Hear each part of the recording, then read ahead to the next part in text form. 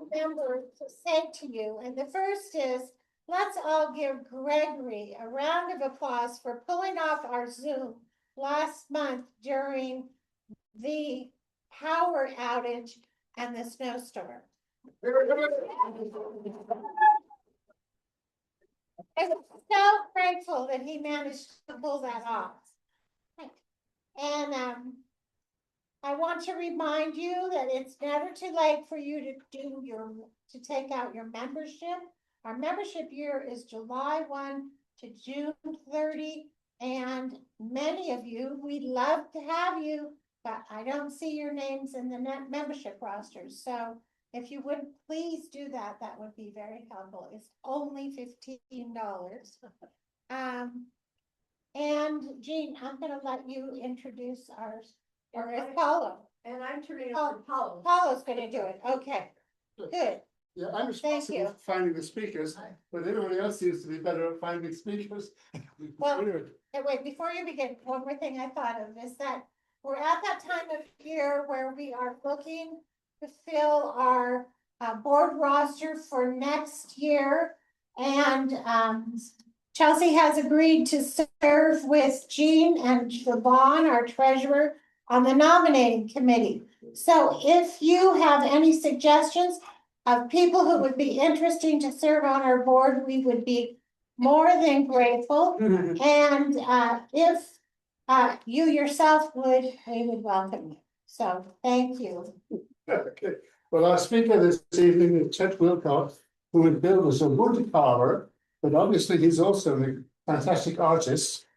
So he started wood carving at the age of 11? Eight. Eight. Oh my goodness. And from a penknife that you won doing something I like was a Boy Scout. as a Boy Scout.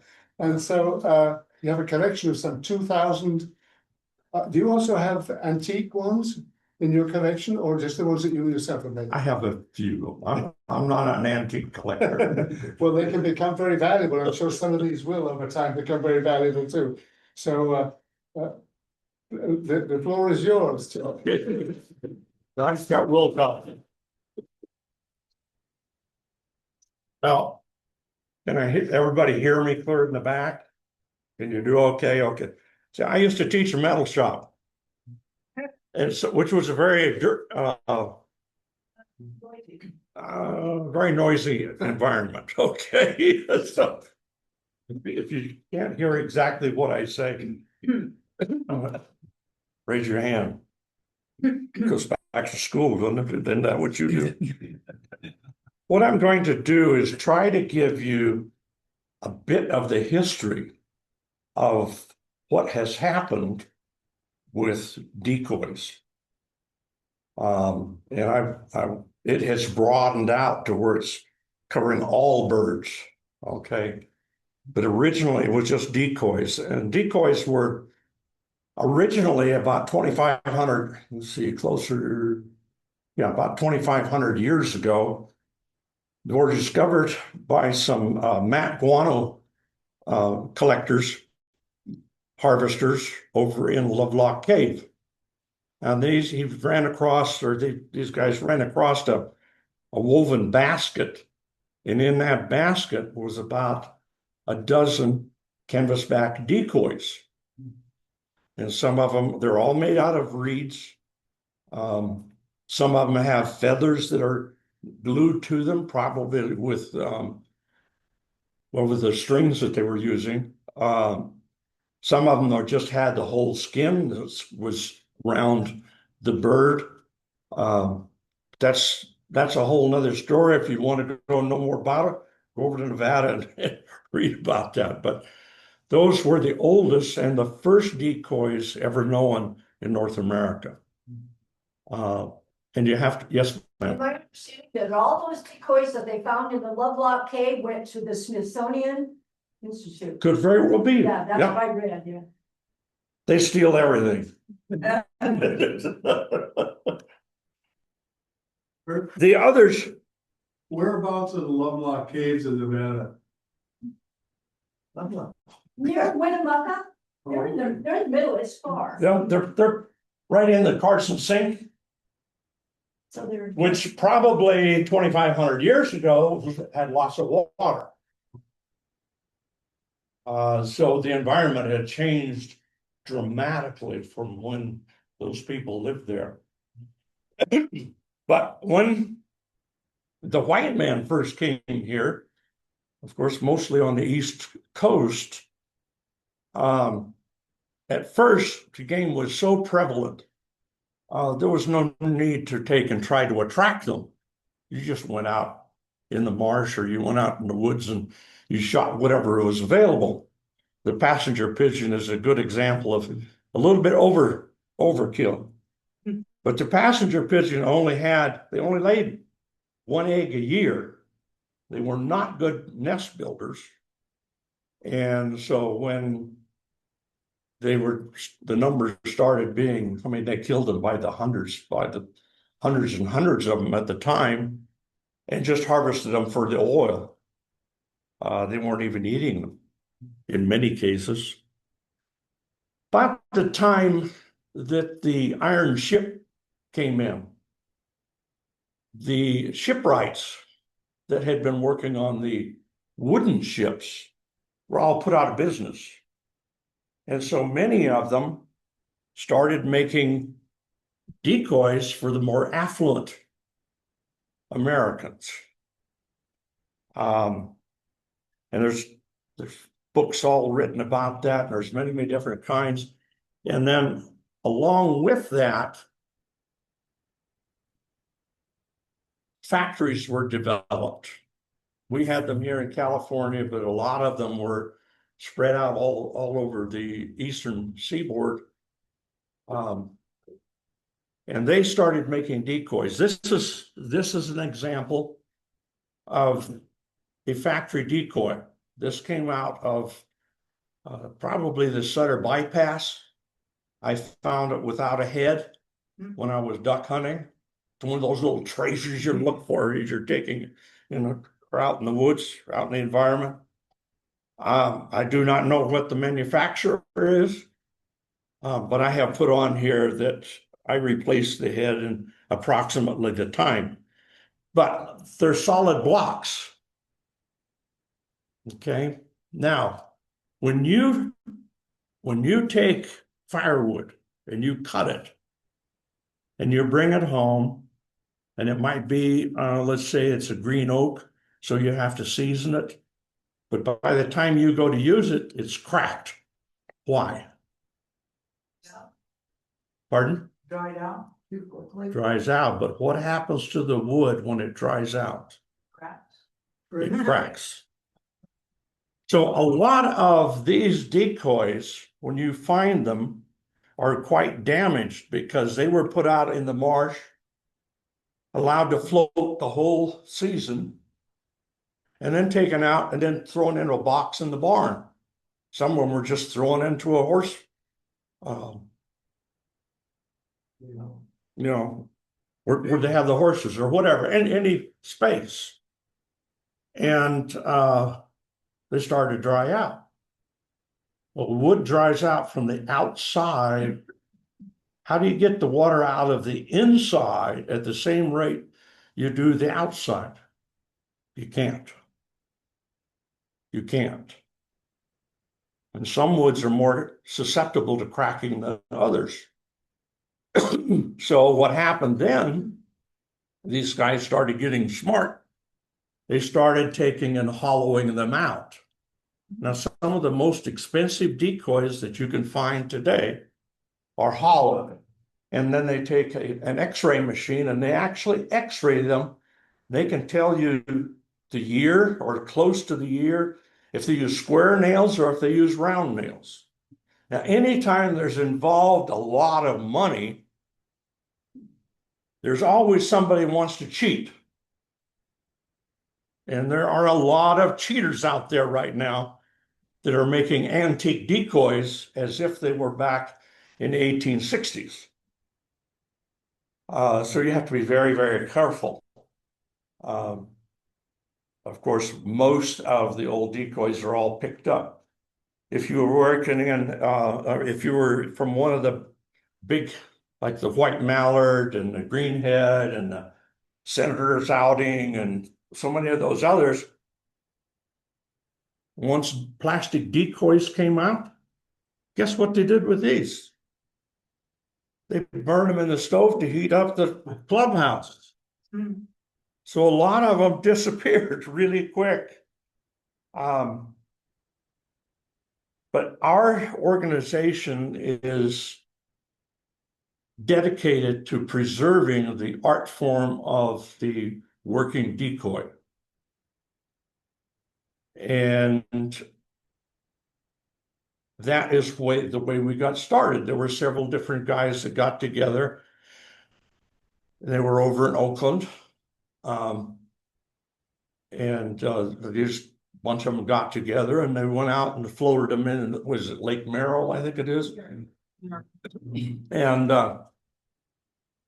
then they got together and they decided, well, why don't we make an organization? We'll get together. And so they had a couple of years, they had meetings there.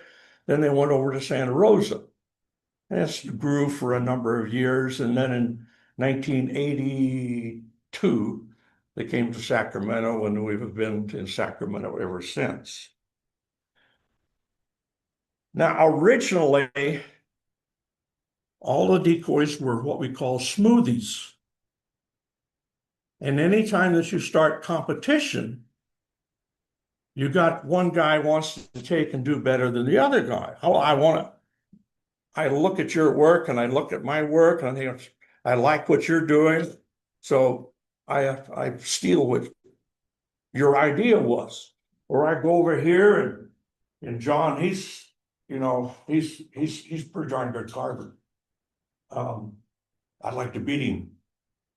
Of course, there's $20 difference. I'd like to have the $20. Okay. Sometimes it's a lot more. Anyway, so it started to change. And right about 82 in that range, there were some of the guys that started, they had gone to class back on the East Coast. And came back and just whacked everybody else. Anyway, that's the way it went. And then some guys, there was a lady in San Diego that started playing with it's a little burning tool that's used to carve wax. And she started doing texturing on birds.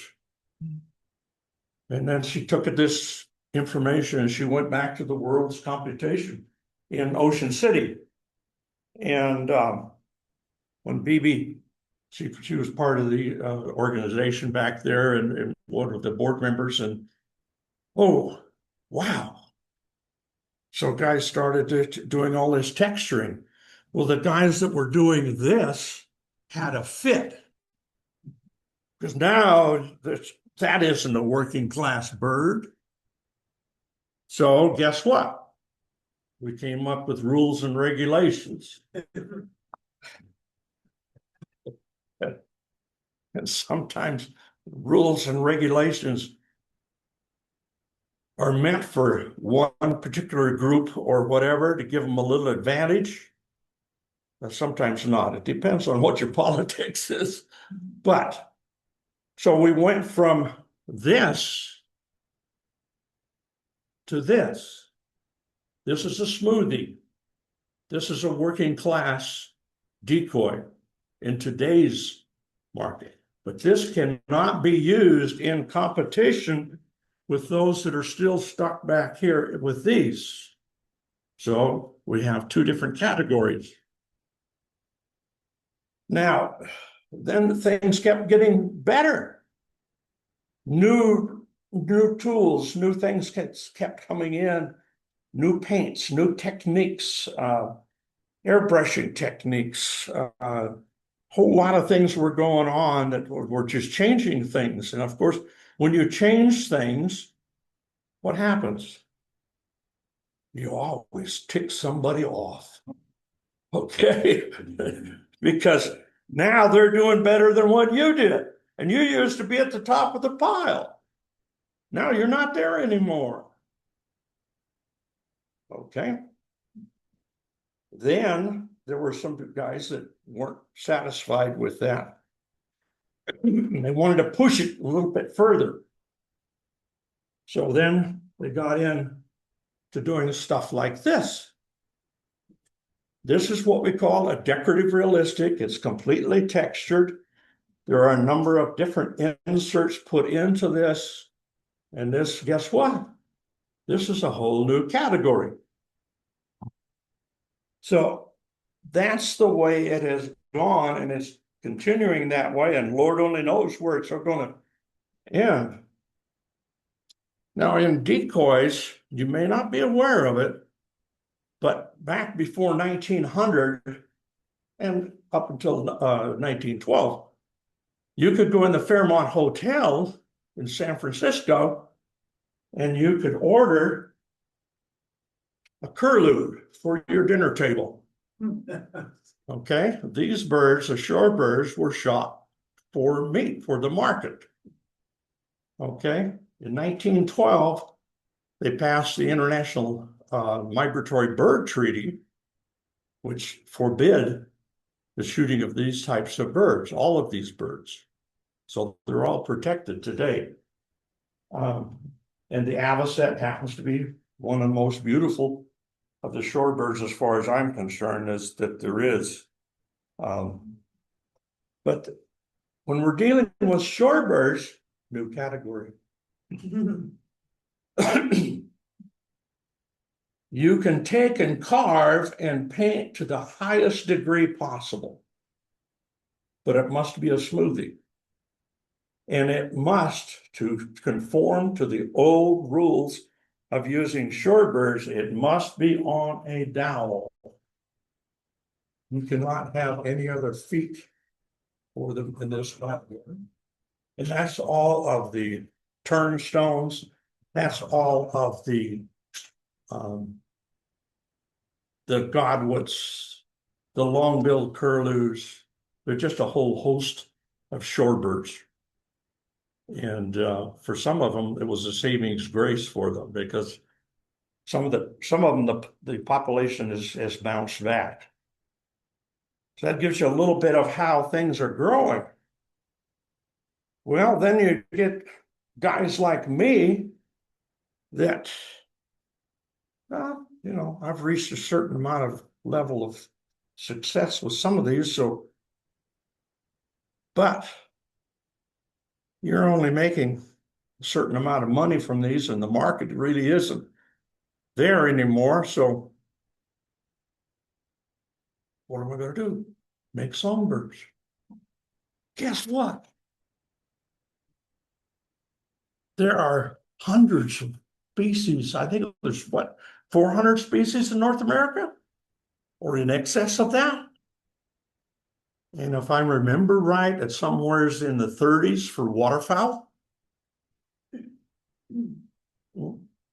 If you had the opportunity to open your business and sell more to a larger group of people, what are you going to do? Just pick out this little narrow group? No. So I started doing songbirds. Now, all the thing that you will find that is a little bit different with mine, there are no legs. If I put legs on my birds, like I do a robin or the larger birds, you're a photographer, right? Into your photographer, how many times do you have this beautiful picture? And you look for the legs? No. So this type of manzanita grows in the Sierras at about 6,000 to 7,000 feet. And it has a real small little leaf, and sometimes I'm sure it's very, very old. The only time I get it is when it's dead. but it's smashed down flat. It crawls over the rocks and it's like this. And the snow in the wintertime, you know about snow in the wintertime, comes down and mashes them all flat. And so they're there all winter. They melt down, they soften the wood, but the weight is still there. And so you get all these unique shapes. It's all tortured wood. Well, that's what I use. And if a limb is not where it should be for the particular bird, I tear it apart and manipulate it a little bit and glue back in. And 99% of the time, I defy you to tell me where those joints are. But it gives me an opportunity to not worry about I hate doing lace. Okay, I hate doing lace. I love to carve, but I hate doing lace. So that's how I got into doing songbirds. And that's not exclusively what I have to do or what I do, but it's close. And there's a lot less competition. There's a lot less, fewer people that are doing songbirds. But I find that I have, when I go to Lodi and when I go to Stockton and when we went to Arcadia, Eureka, there's a much broader, because birders, I'm talking to the church here.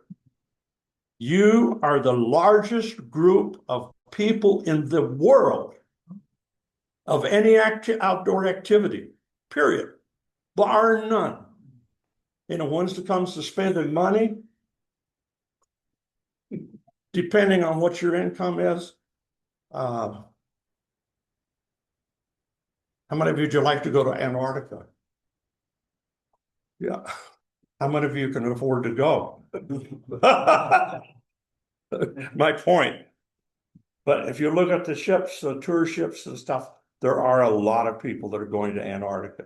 Antarctica is changing, as you probably are aware, particularly over the last 50, 75 years, dramatically. And so are we. We didn't have cardinals in California until relatively few years ago. We didn't have the spotted dove in California until a few years ago. We used to have the cackler goose, which came down here all the time, but now he doesn't come down much further than about in the Willamette Valley. This year, the duck hunters were all complaining because there were no birds. Well, when you're getting rain like they were getting in Oregon and Washington, and it's not freezing, where are you going to go? You're going to stay put. Okay. Why should I fly all the way to California when it's too hot? It's too dry. So yeah, things are really changing considerably. This guy is another example of, he's not our bird down here. You may find him in Maine, Minnesota,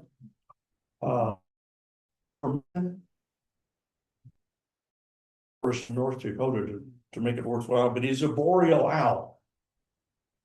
I've sold all of my sawwood, so I had to bring him. But he's another example of what we have done relatively recently in our flyway. If you have a few pamphlets up here to show you, I'll tell you a little bit about the different categories we have. How many of you have been to the flyway show? Oh, the rest of you are missing out. Probably the sleeper art show in the Western United States is in Sacramento in July every year. And we have people that come from all over the world, really, in some cases, that come to it. And we have some of the best carvers in the world that come to it. And we all get together like a great big family. first time I went to the PFA show in Sacramento, there was, and since then, but big horse tank full of water, and those ducks had to perform in the water. They just didn't look pretty. I don't know all the regulations you do, but they had to meet certain requirements in order to be judged. And, you know, they had to float, they had to be upright, I don't know what all. But I was like, wow, I didn't know any of that. When most people that come in have never been there before, it is shocking. I guess that's the best word that I can take and use, because there is so much going on all over the place that you think, well, first of all, we have juniors up until the age of 17 that are in their category. We have the novice. Those are beginning carvers of any age, but have not been, they haven't gotten enough ribbons to move up. You have the intermediates. Then you have the open. The open are the professional class that I belong to. And don't believe for a 1 second that I'm at the top of the pile when it comes to the open competition. I get my rear end kicked many, many times, but I'm still there, okay? But different categories that are sponsored. The California Rice Commission, the Junior Carver Contest. I don't know who sponsors that, but there's money for it. The bench class. The bench class is when, I think, didn't you say you took a class? Who was it that said you took a class? Okay, you are eligible to take your carving and put it in the bench class in the competition. You're not competing with anybody else, just those that were in that group. Wall hangers. Well, we have so many people that have bought so many of these here, which sit on a shelf. They don't have any place else to put one. So what you do is you just take it over like this, and you just on the wall. Okay. And your imagination, you're not held to any particular species. It can be anything. It can be one of them, which was just one of the most beautiful pieces, was 3 ducks that were hanging from a strap. Of course, they're supposed to be dead ducks, but it was so beautifully done. It was just really something.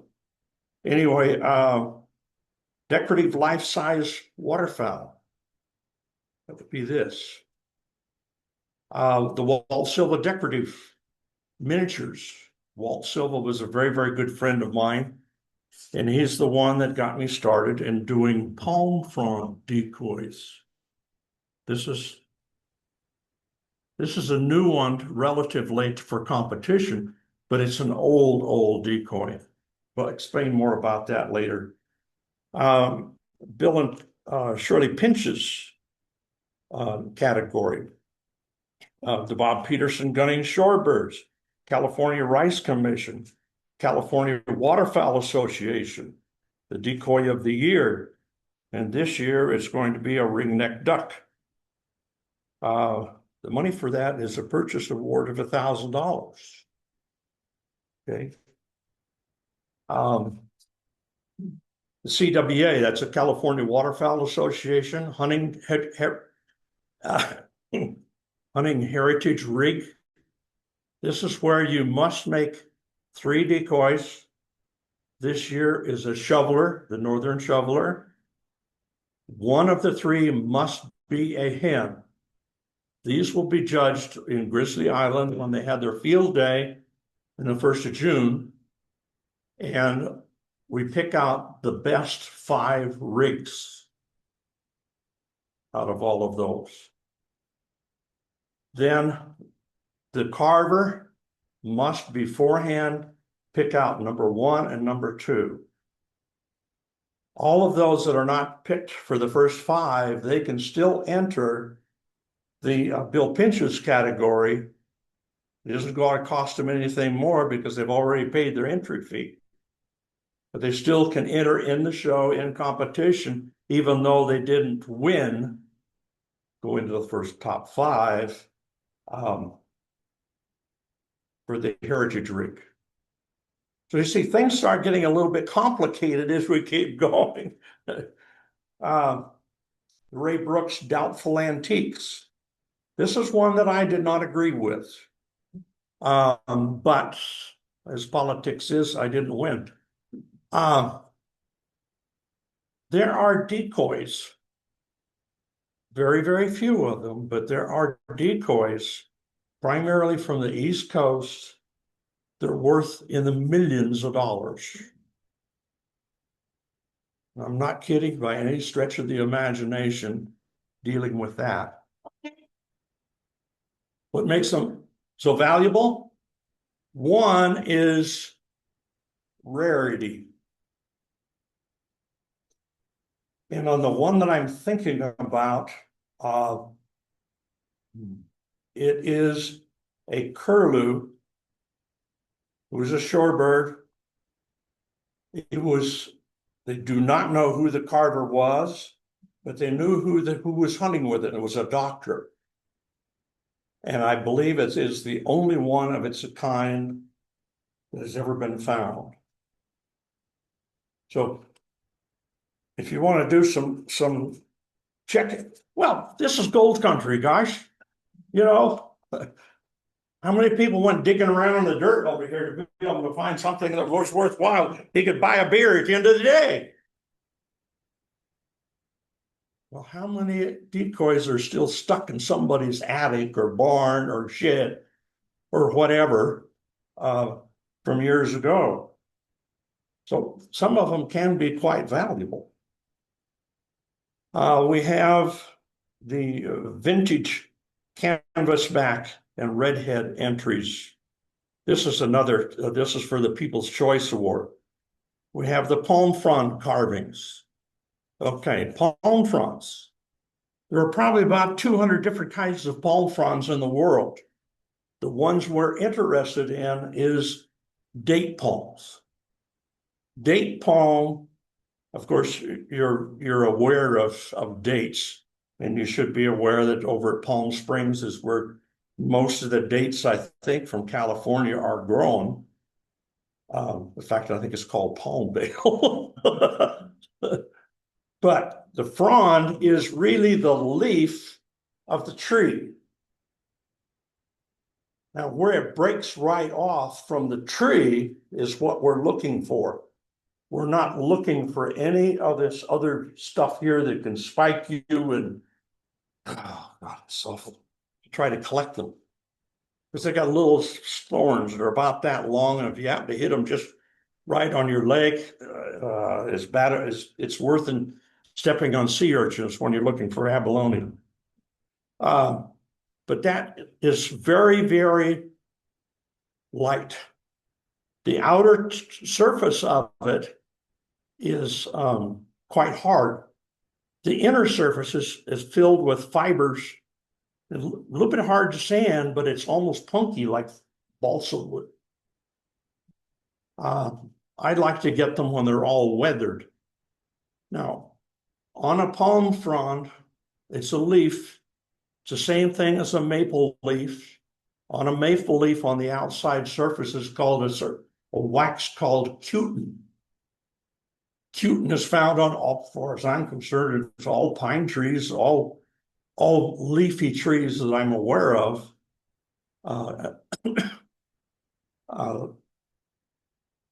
Paint won't stick to it. So if you take one that is quite weathered and that cutin is wore off, it's fine. If you haven't, if you're working with a green one, you have to sand that all off to be able to get your paint to stick to it. These are quite rare in collections because, like Walt said, he said, when we was as kids, he said, we would go up and down the street and get whatever leftover house paint was that we could find. And if it was green or blue or whatever, we mix them all together and make black or any kind of light color made white. And We would take a piece of wood, carve it as a head, put a dowel on it and shove it down, glue it down on the inside. And we would go hunt with these. And as these sat in the water all winter long, or basically all winter long, they absorbed water. And so when you get finished with them, Walt would say, we'd yank the heads off of them, throw the bodies away, make new bodies, stick the heads on them, haul them out again. Now here's a story for you. Walt was raised in Broderick, which is across the river from the Capitol. He went to school in Williams. So he had to get on a school bus in the morning, and he did go all the way over there, and in the afternoon, come all the way back. During duck season, he would take his shell vest and his shotgun and get on the bus. Okay? When he got to school, he'd put his shotgun in his locker. Okay, put his shells in the locker. Okay, when school's out, he grabbed them excitedly, goes out, gets in the bus. It takes them all the way back. And guess what? On the causeway, there are certain places where they have ladders to where the maintenance people can climb down to the ground underneath. So he says, we would climb down there, and there's a little lake out here that we used to go to. It's still there today. That's all part of the refuge today. He said we would go to shoot, and when it was dark, we'd go back over to the highway and climb up, get on the top of the causeway, thumb the road right home. That was the way they did it. Walt was the one that got me to take and doing palm frond decoys, and it's a hoot. Because today, there are two categories of palm frond decoys. One is waterfowl, and the other one could be any other kind of bird in the world. And you ought to see what they do. It is amazing. Absolutely amazing what these people will come up will do. Well, not to brag, but I'm the only one in California that can get palm fronds for. So they all, if they want palm fronds, who do you talk to? Call Chet, he'd get them for you. So, the other thing is that I wanted to, got about 20 minutes. In terms of my experience, when Dorothy and I got married, her dad was doing wood products, split products out in the redwoods in Eureka. And I had to do student teaching. So I would do my teaching in the morning, and I would get in the car and go on, drive out there at the work site. We would work until dark. And then we also worked all day Saturday. Well, in the process, you have to understand that some of these trees are big.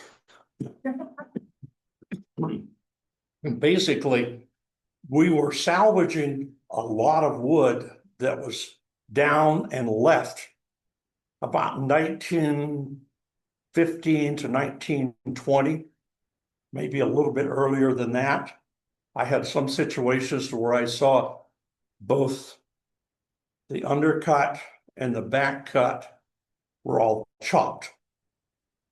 Now, if you have a tree that is over 8 to 10 feet in diameter and you are chopping, that's something most of you guys have enough room with enough experience with the chainsaw, you know what it takes to fall a tree.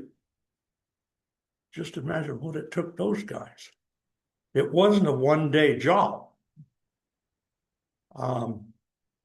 So they took the companies took the best.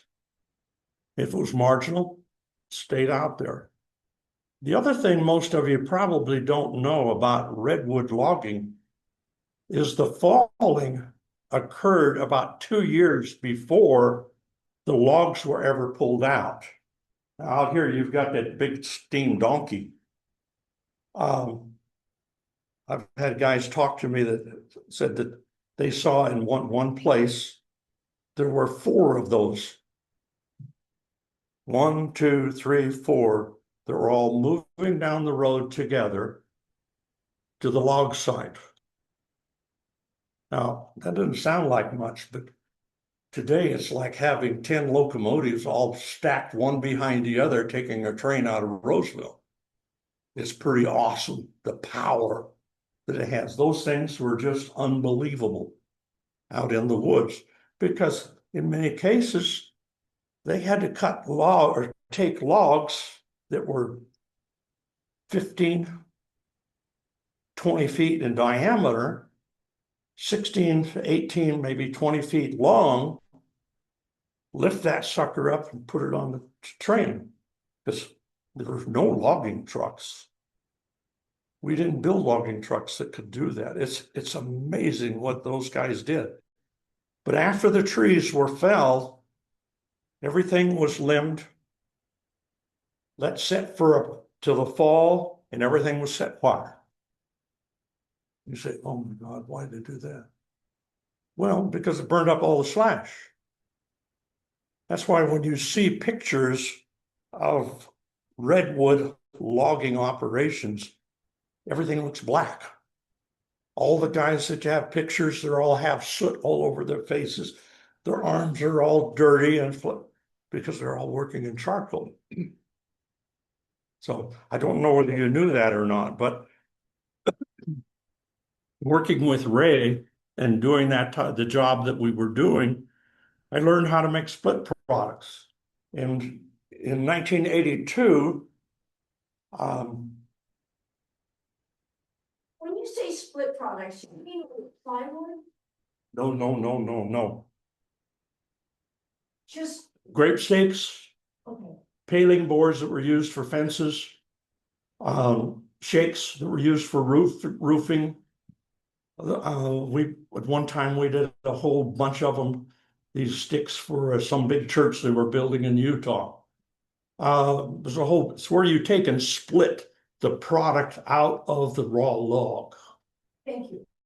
And so when I'm all done, thank the Lord, most of you are probably thinking, this guy talking too long. I have pictures. This is the last trip we made to the woods. And this was up above Kybers. It's after the Calgore fire. I wanted to just cry because all my sugar pine stock was gone almost overnight. The whole heart of the El Dorado forest is gone. Gone. There's, when you get up above a certain elevation, there's still some trees around, but they're quite rare. And any time, I don't know about how down here, because you have a long logging history as well. Sugar pine is the largest pine species in the world. And there were many of them that would go 10 feet in diameter. That's as big as many of the redwoods on the North Coast. The oldest that I was able to count, let's see, basically it started to grow the day Columbus left Spain. Okay. 1492. 1492. It was within that range of when this tree started. And I've got that piece at home. And you start counting, and boy, I'll tell you, you almost have to use a magnifying glass at the last. The trees, when they're young, they're growing real strong and fast. Okay. And the other thing that is, every time that there's a drought, every time there's some kind of a stress, maybe there's a fire or something like that, all of the rings get really thin.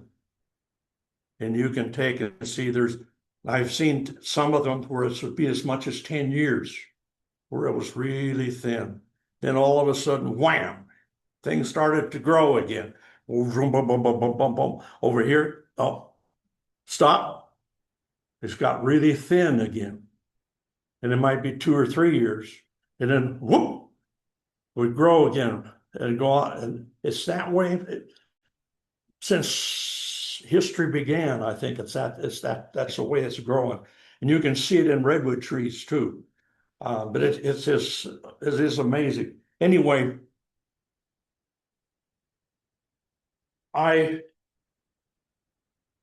she went along too.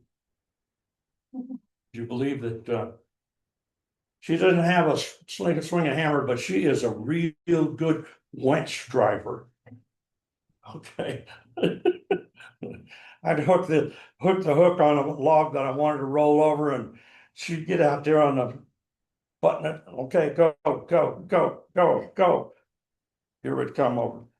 Anyway, I got into this. I could not buy wood that I could do decoys out of. I knew how to take it. And I knew the El Dorado National Forest grew some of the biggest sugar pine in the world, which is true, by the way. Anyway, so we got a permit, a wood permit, went up to the forest. I asked the forester about it, and he says, well, not too far out of Strawberry, there's one.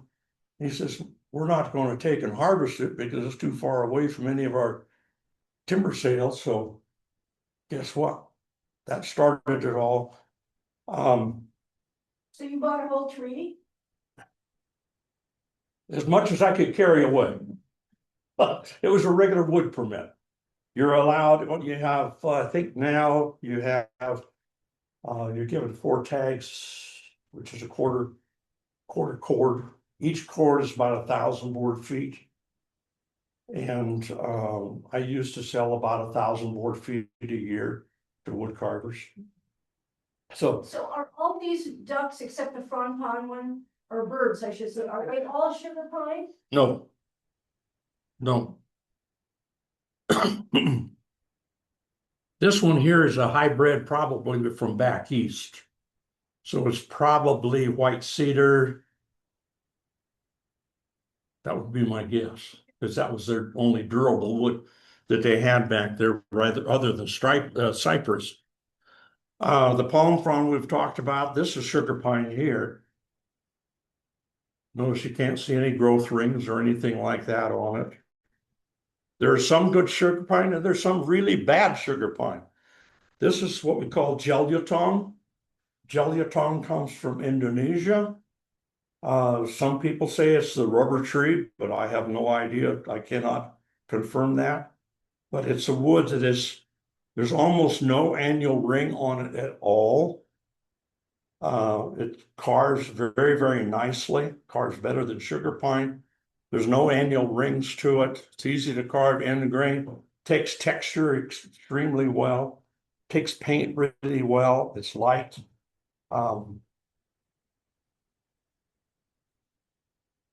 Any other questions? Well, is the outset sugar pine? Yeah, the avocet is sugar pine, yes. What kind of paint you use? I use acrylics exclusively. Seal them? Seal the birds when you're done. Do what? Seal. Seal them? Yes, I do. I use dull coat, which is made by testers. Just a very light coat. If you put on too much, it'll turn white. And then you're saying, oh, God, you've got all this time involved and it turned white. What am I going to do? Are there other applications for decoys other than hunting? Do biologists use them? And then can you also describe briefly, I think you said some of them are hollow, what that construction is? There's several different ways depending on who you are and equipment that you have and that sort of thing. In my case, once I have cut my block out, before I start squaring or rounding anything up, I cut off a piece off the bottom, which is about 3/4 of an inch thick. Then I will take, put it on this way. I'll take a Forstner bit on my drill press and I'll drill this out. Okay. Then I'll take my Fordham flex shaft grinder and it'll go, and the dust just goes every which way, and she loves it. Loves it. She loves dust. Okay. Yeah, right.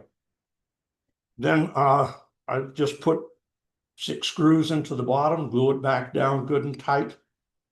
Let any glue that squeezes out, I'll take and clean up with Does it help sandpaper. for flotation then, because it's lighter? Yes, that's the whole idea.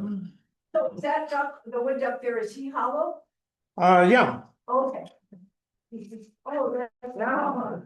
what's that? Oh, that's shot. Why? Why do you put shot in there? So you know that it's hollow. Well, why do they hollow them out? Makes them lighter weight. They don't crack so easily because there's no wood on the inside center that this outside has to shrink around from the end of February to the 1st of September. Make sense? This is supposed to expand and collapse like a balloon. That's why. But your more expensive pieces in auction are going to be like this. So then do universities buy these for research application as well or not? Not these. But twice I have been asked to, do you know what a yellow-breasted chat is? Some of you do. Okay. He is the largest warbler that we have in North America. He's brownish on the back, yellowish on the front and on the belly. And they have been trying to figure out where they migrate to, how they migrate. Very little is known about the chat, and a fellow over at the coast came to me and he said he worked for the U.S. Forest Service, and the U.S. Forest, he was dealing with birds. He worked on a number of different committees, birds habitats and that sort of thing. And he says, can you make me a chat decoy? I had no intention in my mind to ever make a decoy chat. But he said, we're having problems trying to get the chat to come into our nets so we can take and ban them. He said, they're just not cooperating at all. So I did make 3 chat decoys, and I put a clothespin on the back of them underneath. And it was a couple of years, and finally I was up at the show the Godwood Festival at Arcata, and this young man came in and pulled me aside, and I found out that he was the student that was working on this banding project. And he says, he said, I walked over and I clipped that bird on a bush. I walked back over to my net, and there was already a chat in my net. That's how fast. And everybody else told him, CJ, it isn't going to work. Guess what? It wasn't too long that the University of British Columbia called me, and the lady says, we're working in Peru. We're working on the yellow-breasted chat. She said, would you make me some chat decoys? And so I made them for her, and they were sent off. I have not heard a word as to how they worked. But that's, to answer your question, yeah, I did make something else other. That bird in Northern California, because I haven't seen the chat. I've never seen a chat. I killed one with my truck one day up at Garberville, but other than that, I have never seen one. I saw one once in my life in Texas, near the Rio Grande River. Oh, my God. For a Here- minute, that was it. Where there studies were going here were on the Trinity River. over towards Weaverville. Specifics, I have no information about that at all, except that it worked. There's several out at Red Hills Road. Oh, yeah. And of course, that chat was, as typically happens where the best birding places are, it was a sewage treatment plant. Okay. So. Let's see, what, there was something else I was going to say. So that show in Sacramento in June, what did you call it? There are cards here which are free passes. Please take them. If you come, please come and see us. Dorothy does all kinds of sewing stuff, and I'm doing all kinds of other stuff. I sell sugar pine, and the one thing we're going to do this year that's different, I brought 3 of these to give you. Is probably, I hope that you will take and raise some money with these. But the birdhouses. You know, I started about, it must be 4 or 5 years ago now. I have a friend up near Bernie Falls, and he's got a great big garden, and you could put this entire building in his garden. So it's a big garden. He's got all these posts and the fence all the way around it to keep the deer out. But we've got a box on every single one of those posts. And the goal was to help increase the bluebird population. There's a lot of difference between what man wants to have and what the birds want to have. Most of them are with tree swallows. Have all taken over them, and for the ones that are in the trees, bluebirds will come in and take. But these around the garden, so after the hatching of the birds, man, they're everywhere. They're just everywhere. Now, I gave Mike some extra ones to give to his neighbors to put up. And the guy had just put the screw in the top, and he was getting ready to put the screw into the bottom, and the bird went right in the hole. Now, we might maybe shade the truth a little bit there, but it happened twice. There was a lady that was putting up hers. She had just put it up. So is there a cavity nesting shortage in the country? Yeah. You bet there is. So the more boxes I can put up, the better. So I donate them to at every show. And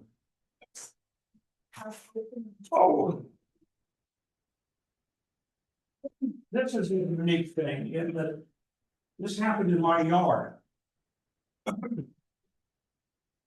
I have, let's see, 1, 2, I've got 5, 6 different birds. We've got 2 great big oak trees, big oak trees. So I had these up, and I went out and I looked at them one day, and I thought, that hole is not the right size. Now, bluebirds nested in it last year, and it was fine for them, but the hole's bigger this year. I thought, what in the heck is going on? The only one that I had a piece of oak around like this was fine. We've probably raised 15 generations of white-breasted nuthatches, oak tip mouse. That's primarily it on those. And then out of that one box, it was still the same way. So the other day that fell down accidentally, I went and looked at it, the one that had the big hole. And I'll swear it's been gray squirrels have been chewing that hole bigger and bigger and bigger. But the one that had the oak like this around it was fine. So I would ask you for some feedback in your experiences. Don't just drill a hole in here, because I know that you have gray squirrels. We have both the grays and the reds where we live. Because that's some idiot from back east decided that California needed red squirrels. Explain about opening to clean them out. Oh. This is. Just a nail. The green is there. That's what you can take and open it. And you can clean this out if you're so inclined in the springtime and put in new starter. I'm lazy, I don't do that. Birds can do that. But if I were a true birder, I'm supposed to be out there cleaning those things out. I think that's about all I have to say.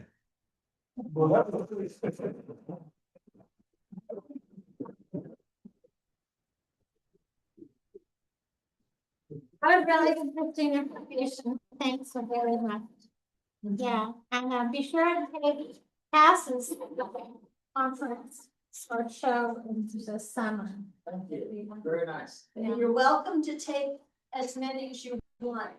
More, we get them for free, and you can pass them out to friends, relatives, whatever. Very good. If you haven't heard Dorothy, she's a sewer, not a quilter. But she makes placemats and she makes a whole bunch of other stuff that